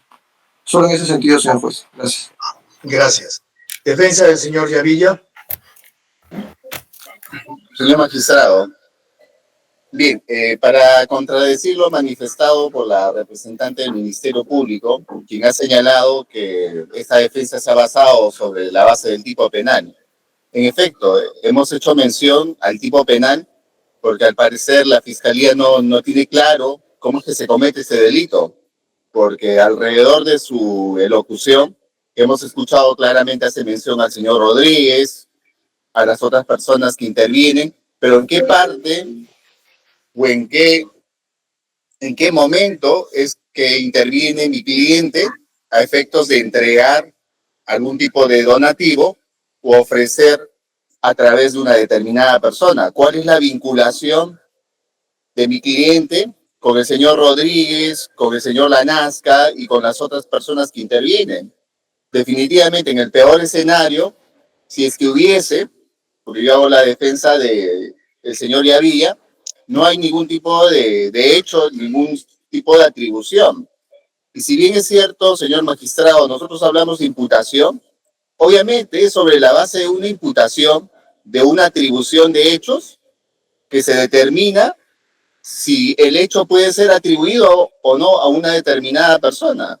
Si no hablamos de imputación, ¿cómo podríamos hablar si un hecho puede o no ser atribuido a una determinada persona? Está claramente determinado que tiene vinculación el tema de la imputación necesaria, el tema del tipo penal, a efectos de poder dilucidar si corresponde o no declarar el sobreseimiento de la presente causa. Y también, por otro lado, he oído respecto a los elementos de convicción, que ha sido también el supuesto que hemos invocado para efectos del sobreseimiento, que sí habría suficientes elementos de convicción, como por ejemplo la resolución que habría sido a favor de mi cliente o de la empresa de mi cliente. En todo caso, un solo hecho como tal, el haberse emitido una resolución a favor de una persona, en todo caso todos los magistrados serían sospechosos cuando emiten una resolución a favor de una persona que es investigada por un hecho ilícito, lo cual no podría ser correcto. En ese sentido, señor magistrado, no hay ningún elemento de convicción donde se establezca la línea de sucesión de hechos, donde mi cliente había encargado a la persona del señor Rodríguez, del abogado Rodríguez, a efectos de que pueda entregar algún tipo de donativo o algún tipo de dinero o ventaja en beneficio del ex magistrado Julio Lanasca Recalle. En ese sentido, esta defensa se ratifica y consideramos que de la forma como se encuentran los hechos postulados por el Ministerio Público, no podrían ameritar el enjuiciamiento de mi patrocinado, puesto que no hay elementos de convicción suficientes y los hechos son bastante genéricos, no hay una atribución concreta respecto a mi patrocinado, señor magistrado. Muchas gracias. Gracias. Señor González, defensa del señor González. Gracias, señor magistrado. Vamos a hacer algo bastante breve, y es que la Fiscalía nos ha dicho algunas cosas que nos han sorprendido, como por ejemplo que no es correcto analizar el tipo penal, sino solamente los FAC, ¿no? Entonces, vamos a analizar los FAC, vamos a hacerlo de esa manera. ¿Me permite, señor magistrado, hacer una presentación muy breve? Que la tengo lista, por favor. Sí, adelante, doctor. Pero minutos, ¿ah? Sí, señor magistrado. Muchas gracias. Lo tengo proyectado aquí porque imaginé que lo iba a necesitar. ¿Están viendo mi pantalla, señor magistrado? No, no todavía. Ahora sí. Listo, señor magistrado. Lo que nos dice la fiscalía es que ellos sustentan la acusación contra mi patrocinado en función a dos cosas. Uno, una boleta. No, yo no iba a hablar de esto porque es tema de probanza y en control de acusación eso no se discute, pero ya que la fiscalía pide FAC vamos a analizar. La fiscalía dice que esta boleta que emite el restaurante Costanera 700 está a nombre de mi patrocinado. Dice Miguel González. Mi patrocinado se llama Belisario Miguel González Guapaya. Si hacemos una búsqueda por SUNAT solo de Miguel González, SUNAT página oficial, espero que la fiscalía no dude de esta información, y ustedes lo pueden ver en vivo y en directo. Ay, caramba, perdónenme, vamos a buscar de nuevo. Van a aparecer más de 20 resultados. Señor, Es decir, objeción, Miguel González no es parte de esta audiencia. Se les hace, disculpe, le pido la palabra, pues. la fiscalía nos ha mencionado y pido respeto a la exposición, así como nosotros Después le doy la palabra, doctora. Ahorita vamos a escucharlo. Si no, yo lo corto al señor. ¿Ya? Segundo, señor magistrado, nos dice también la boleta de esta Costanera 700 que hay un número de DNI, ¿no?, con el nombre de Miguel González. Este es el FAC que la fiscalía presenta adjunto a su acusación. Si nosotros le damos buscar, ese número de DNI no corresponde a Miguel González Guapaya, corresponde a otra persona. En un momento la página lo va a buscar. ¿Pero por qué menciono esto, señor magistrado?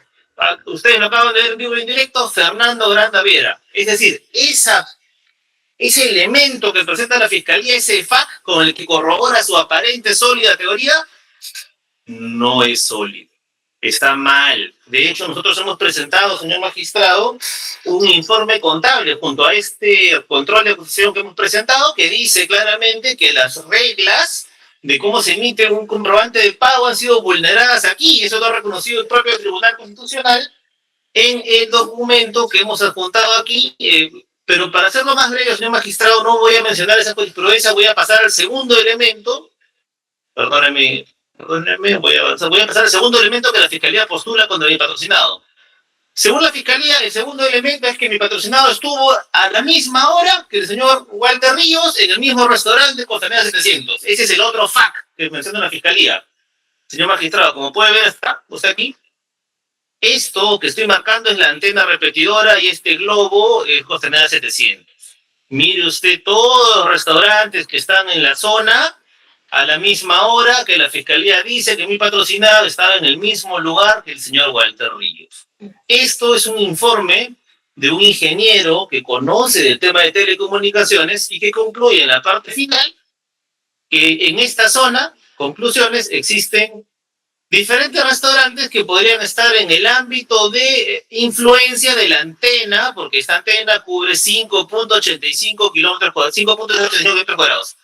Es decir, el otro FAC que la Fiscalía menciona, lamentablemente tampoco es sólido. Entonces, ya no vamos a hablar de tipo, porque la Fiscalía dice que no se analice el tipo, sino lo fáctico. Bueno, lo fáctico que ha traído, acompañado su requerimiento, tampoco es sólido. Esto ya lo hemos anteriormente discutido y presentado a la Fiscalía. Me sorprende que después de haber discutido esto más de 18 meses atrás, lo acompañen nuevamente y nos quieran decir que esto es lo que realmente corrobora de manera periférica una acusación que no tiene un ápice de solidez. Y sobre los reportes que casualmente se cuestionan por este mismo informe que está junto a mi recurso, señor magistrado, esos informes tienen como autor a un efectivo policial que está detenido precisamente porque se determinó que esa persona no hacía los reportes con precisión y que ocultó información y por eso está con una prisión preventiva. Entonces tampoco sé qué tan sólidos puedan ser estos reportes, estos facts que la Fiscalía nos adjunta a su acusación. Eso es todo, señor magistrado, por nuestra parte. Gracias, doctor. Doctora López, ahora sí tiene el uso de la palabra. Señor juez, yo espero que me dé las mismas facilidades que les dan los abogados. Doctora, a ¿No? ver, doctora, vamos a ver. Esto es un debate, entonces yo tengo que escuchar. A usted nadie le ha interrumpido, yo no voy a permitir nunca que le interrumpan cuando usted está hablando. Y usted a veces interrumpe cuando el otro está hablando. Déjenlo que hablen y en el caso que yo considere que hay algo que está inapropiado, yo se lo diré. No, por eso. Ese es el debate, pues esas son las reglas del debate y hay que acostumbrarse al debate. Si uno no se acostumbra... Pero, señor juez, Yo voy a hablar ahora, doctora, ya estamos terminando, tengo que terminar esto porque tengo otra reunión. Así que le voy a dar... ¿Cuántos minutos le van a dar? Minutos, tiene que ser precisa, concreta, no No, repita lo que ya pues, dijo. usted les permite que hablen como ellos consideren conveniente y usted... Doctora, le voy a decir cuántos minutos ha hablado cada uno. En el caso del señor Rodríguez, ha hablado El exactamente... señor Lanasca primero, ¿cuánto ha hablado? El señor Lanasca ha hablado desde las 16:35 No, hasta las señor, la 16:42. sesión habla... Doctora, no vamos a ponernos ahorita en ese de quién habló, quién habló. Tiene 15 minutos, doctora. Comience. En relación al acusado, Lanasca Ricaldi, ay, Dios mío, ha indicado ahora en la réplica, en primer lugar ha dicho que él basa sus contraindicios en la declaración de otro coimputado, que supuestamente, bajo el punto de vista de este acusado, dice que las declaraciones de César Inostroza Pariachi desvirtuarían lo que dice el Ministerio Público, lo cual es totalmente inexacto y es algo subjetivo y es un argumento de defensa, porque no se pueden desvirtuar las declaraciones o los elementos de prueba del Ministerio Público de cara a lo que dice otro coimputado. Ya lo ha dicho el Acuerdo Plenario 2-2005, cómo se deben valorar las declaraciones de los coimputados. Tienen que verificarse la concurrencia copulativa de las garantías de certeza. ¿Qué interés tendría el coimputado en negar la comisión de los hechos? Naturalmente, de poder sustraerse de una eventual condena. Entonces, esta declaración de Inostroza Pariachi no enerva en absoluto las graves imputaciones y elementos que pesan sobre Lanasca Ricaldi. Después señala que Gastón Molina ha referido que en ningún momento ha atendido esta reunión de almuerzo entre Lanasca, Walter Ríos y Nostroza, lo cual es totalmente inexacto, porque el señor Gastón Molina es el dueño de un establecimiento público, que es un restaurante, y él no va a estar las 24 horas viendo quién almuerza o quién no almuerza. Lo cierto es que hay indicios que corroboran la versión del colaborador eficaz. Luego ha señalado, y yo le tomo la palabra en este extremo al propio acusado, que dice que la declaración rendida ante la OJMA, que pretende que la fiscalía la desaparezca de un plumazo, o sea, él no quiere que se valore la prueba de la declaración dada ante la OJMA, que lo vincula a él y a todos sus coimputados como directos partícipes de estos hechos delictuosos. Le tomo la palabra al imputado cuando dice que debe prevalecer la presunción de veracidad en cuanto a estas declaraciones. Efectivamente, esa prueba es prueba preconstituida, es una prueba que se ha rendido ante una autoridad pública, que ha sido en un trámite formal ante el Poder Judicial, y es presunción de veracidad porque todo lo que ha dicho ahí el acusado se considera veraz. Entonces, ahí sí le doy la razón. Es veraz y se va a utilizar como prueba, y ahí ubica él a todos los actores de esta causa, a Rodríguez Gómez, a Gianfranco Paredes, a todos los que han participado, a todos los que han gestado esta trama, ¿no? Luego la declaración de Salaverry señala de que sería un contraindicio porque ha declarado en anteriores veces que no lo conoce y después dijo que sí lo conoce. Si ya tenemos que entrar a un tema de compulsar dos declaraciones distintas, no se puede eso agotar en un sobreseguimiento, pues eso se tiene que acusar en una etapa de juicio oral. No, entonces estamos ante el tema que inicialmente indiqué, que tiene que ser evidente la falta de elementos de convicción o que el hecho no se realizó, lo cual no se verifica en el presente caso. En segundo orden, ha intervenido el abogado de Yavilla Quispe. Yavilla Quispe ha dicho de que el Ministerio Público no ha absuelto adecuadamente sus cuestionamientos. Lo cierto es que hay que admitir aquí que el abogado vuelve a reiterar un tema de imputación necesaria. Dice de que, y él mismo lo ha aceptado, que ha hecho el análisis del tipo. Aquí no cabe hacer análisis del tipo. La etapa de control formal ya se ha superado. La etapa de control formal no puede arrastrarse a la etapa de control sustancial. Lo cierto y objetivo es que su patrocinado, Yavilla Quispe, ha intervenido en todos estos hechos delictuosos y hay prueba suficiente. Al parecer el abogado lo que pretende es que haya una prueba directa, un video, un audio, un día, una hora, un sitio donde dio el dinero, y eso nunca va a haber. Son delitos de corrupción que se cometen en la clandestinidad. Si pretende eso, nunca se condenarían los delitos de corrupción. En ese sentido, Yavilla Quispe se tiene que, como lo he dicho hace un momento, tuvo llamadas telefónicas con el abogado Rodríguez Gómez. Tuvo llamadas telefónicas con Rodríguez Gómez. Asimismo, se sabe que Yavilla Quispe en el año 2018, si bien es cierto un hecho posterior, pidió copias de ese expediente a través de Gianfranco Paredes, lo que vincula a Rodríguez Gómez con Yavilla Quispe, pues siguió intercediendo por intereses de Yavilla Quispe dentro del Poder Judicial, ¿no?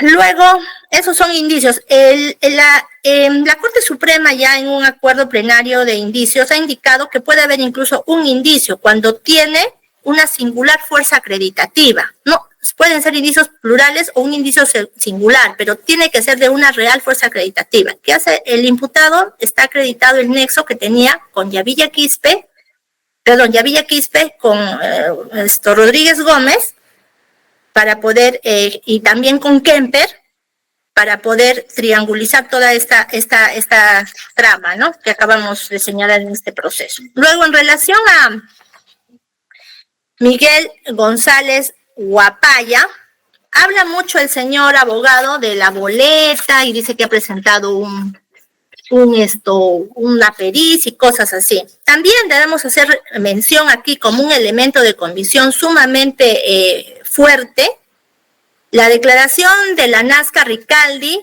en el proceso ante la OJMA, en el cual señaló de manera clara que Ríos Montalvo lo citó a su oficina. El mismo la Nazca Ricaldi dice esto: Ríos me citó a su oficina, estaba con González Guapaya en su oficina y ante González Guapaya me dijo que tenía que resolver favorablemente el caso a favor de Cruzallegui Tello. Yo le dije que iba a resolver el caso, lo iba a revisar. En una segunda ocasión también me volvió a citar Cruzallegui Tello. Yo le dije que no podía absolver. Cruzallegui Tello me dijo: ¿cómo vas a contradecir a tu superior, que es el presidente de la Corte del Callao? Finalmente recibió un modelo de resolución, la Nazca Ricaldi, que también forma parte del bagaje probatorio. Recibió un modelo de resolución y en mérito a ese modelo de resolución absolutoria de otro proceso que había absuelto Ríos cuando fue juez, realizó la absolución a favor de Cruzallegui Tello. Esas no son pruebas suficientes para poder evidenciar, no se sustenta solo en esa boleta del restaurante, que ya se verá en juicio si ese peritaje es válido o no es válido, no lo vamos a votar en esta audiencia. Luego de ello, ¿quién faltaría? González Guapaya, Cruzallegui Tello. Rodríguez y Cruzallegui. Ya. De Cruzallegui ya hablé. De Cruzallegui Tello he dicho de que Cruzallegui... Rodríguez.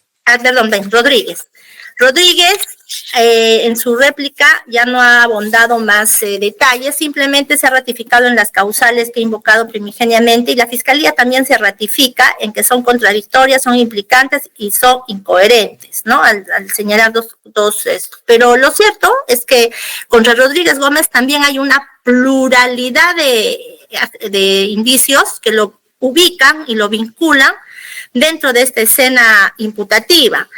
Tiene relación con Gianfranco Paredes, tiene llamadas con Quispe y Yavilla. Se ha abocado al conocimiento de Quispe y Yavilla después de todo este escándalo que se suscitó por la devolución del oro. Tiene llamadas con la Nazca Ricaldi. Porque la Nazca Ricaldi, a pesar de que no se devolvió el oro, no quiso devolver los $10,000. Y Rodríguez Gómez lo empezó a buscar para que le devuelva el dinero porque no había cumplido con la devolución del oro, o sea, no se había materializado la devolución del oro finalmente. Entonces, todo esto, y también la vinculación con Kemper, porque Kemper fue abogado de Quispe y Yavilla. Todos estos elementos tienen que ser valorados de manera conjunta y razonada durante el acto de juzgamiento, y eso ya llevará a convicción del juez. No en un proceso de sobreseimiento, no es evidente que no existan elementos, eso tiene que ser valorado.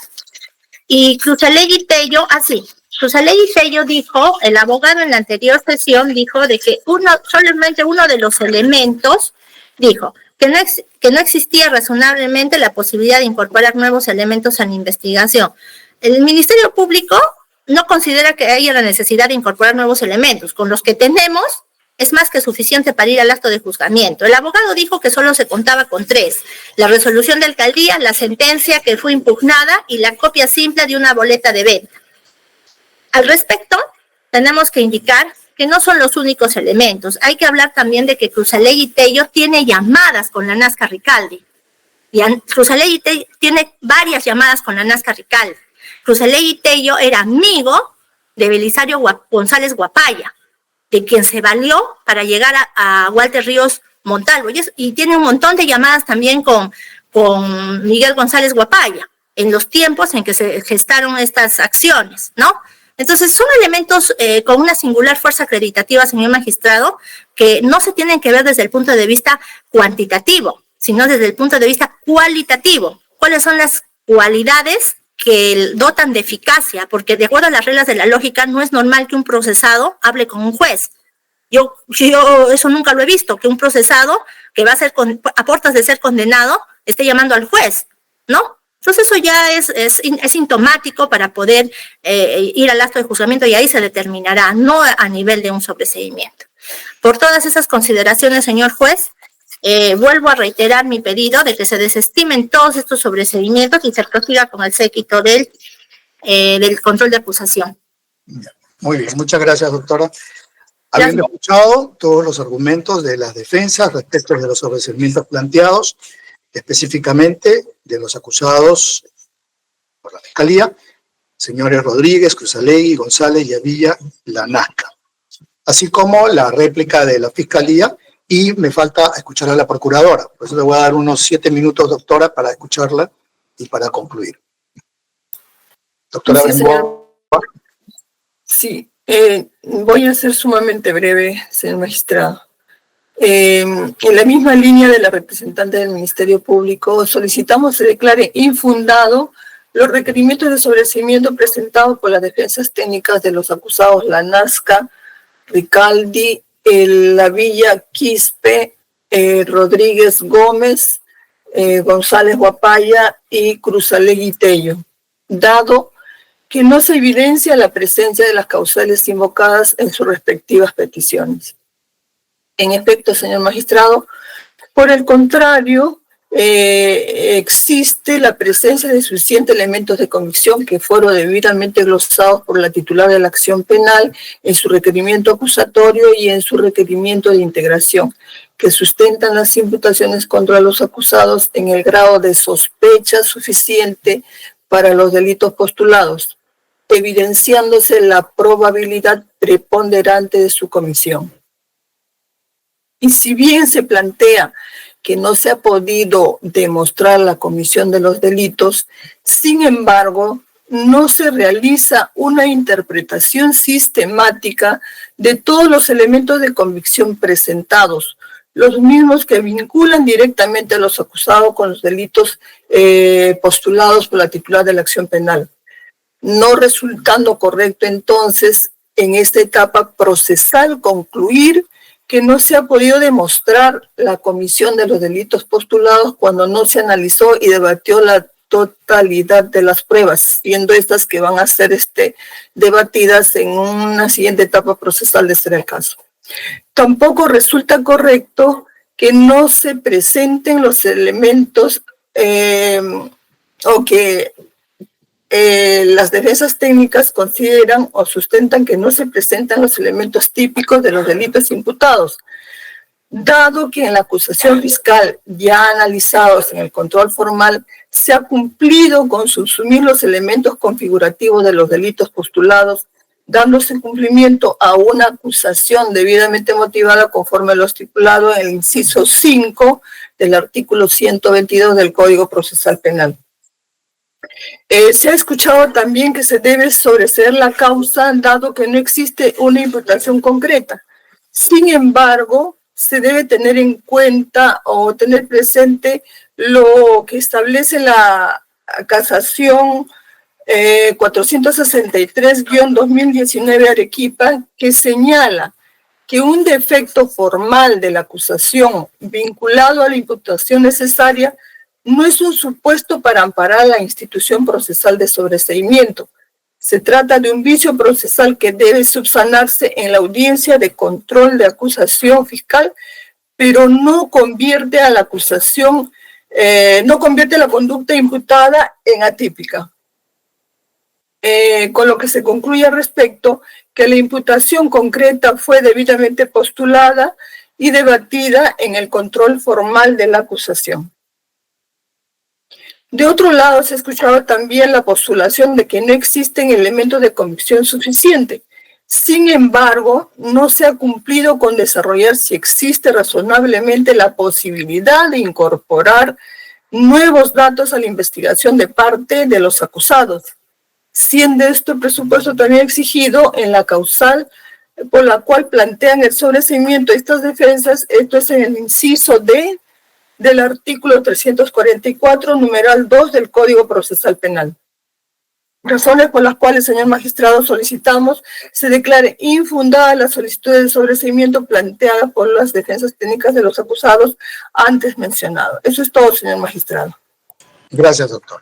En conclusión, habiendo escuchado los argumentos de la defensa que solicitan se declaren fundados sus solicitudes de sobreseimiento planteadas, así como los argumentos de la Fiscalía, que solicita que se declaren infundados, al igual que la Procuraduría Pública, se va a expedir la resolución correspondiente en la próxima audiencia del día lunes 18 de noviembre a las 3 de la tarde, 18 de noviembre, 15 horas. Se dará lectura a la decisión del juzgado. Con lo que siendo las 17:08 se concluye la presente audiencia. Señor, gracias. Copia de audio y video, señor. Muchas gracias. Hasta luego, gracias. Toma nota, Cristian, de lo que ha solicitado. Buenas tardes, señor juez.